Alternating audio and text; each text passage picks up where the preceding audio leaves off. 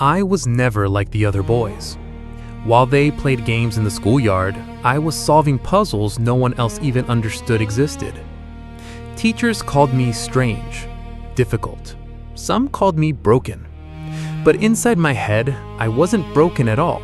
I was building something they couldn't see yet. A way of thinking that would one day save an entire nation. Though none of them would ever believe it looking at that quiet, awkward boy in the back of the classroom. At Cambridge, I found the one language that finally made sense to me: logic. I imagined a machine that could think, that could calculate anything calculable, simply by following rules. They called it fantasy, a dream with no purpose. I didn't argue. I just kept building the idea in silence, page after page. Because somewhere deep down, I already knew the world would need exactly this kind of mind sooner than anyone expected. 1939. The war didn't ask if I was ready. It simply arrived, and with it, a summons to a place called Bletchley Park. They told me almost nothing, only that Germany had a machine called Enigma, and that its codes were considered unbreakable. Unbreakable was a word that meant nothing to me. Every code was just a puzzle wearing a mask. I just didn't yet know how much blood would depend on me solving it in time.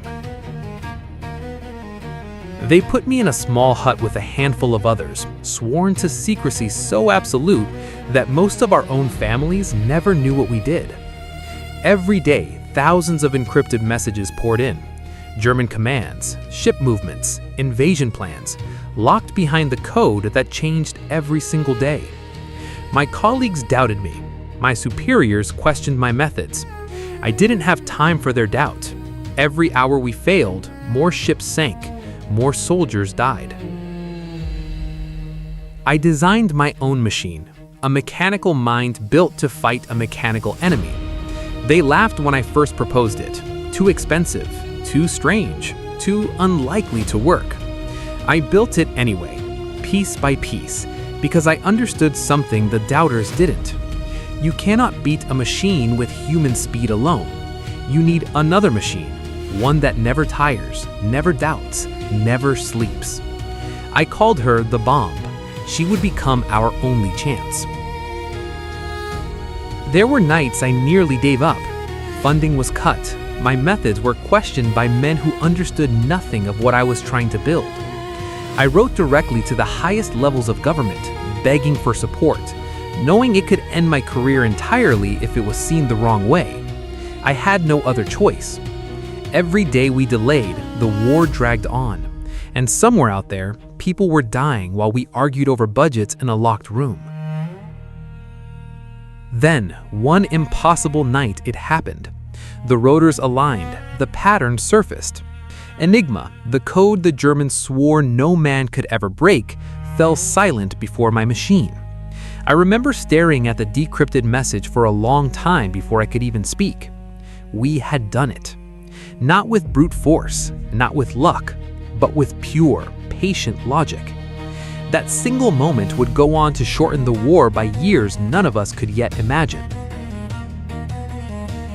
We saved lives, historians would later say millions of them. But there were no medals for me, no headlines, no parades. What we had done was buried so deep in secrecy that even the men we saved would never know our names. I told myself it didn't matter. The work mattered more than the credit. I didn't yet know how heavily that silence would weigh on me, or how completely my own country was capable of erasing a man it no longer needed. When the war ended, the celebrations belonged to soldiers, to generals, to men whose faces could finally be shown in newspapers. Mine could not. My files were sealed. My work was classified for decades to come. I returned to ordinary life as if nothing had happened, carrying a secret so large it could never be spoken aloud, not even to explain why I sometimes stared blankly into space, remembering things I was forbidden to remember out loud. I turned my mind toward a new obsession: machines that could think, truly think, beyond calculation. I wrote papers that would one day be called the foundation of modern computing. Few understood what I was proposing. Fewer still cared. I was already a man out of his time, working in the shadow of a war no one was allowed to thank me for. I told myself the future would understand, even if the presents refused. In 1952, my home was broken into when I reported it to the police, seeking justice as any citizen would. The investigation turned instead toward me. They discovered a relationship the law of my own country considered a crime. The same government I had given everything to, the same nation whose survival I had secured in total secrecy, was now prepared to destroy me for simply being who I was. I defeated an empire's machine. I could not defeat this. They gave me a choice that was no choice at all: prison or chemical treatment meant to alter who I was at my deepest level. I chose the treatment, believing I could still hold on to my work, my mind, my life. I was wrong. My body changed in ways I never agreed to. My security clearance was stripped away. The work that once made me indispensable now made me a liability, discarded the moment I was no longer useful to the country I had saved in total secrecy. Colleagues stopped calling. Doors that once opened for me quietly closed. I watched my own body and mind change under treatment forced on me by the very government whose darkest secret I had once carried without complaint.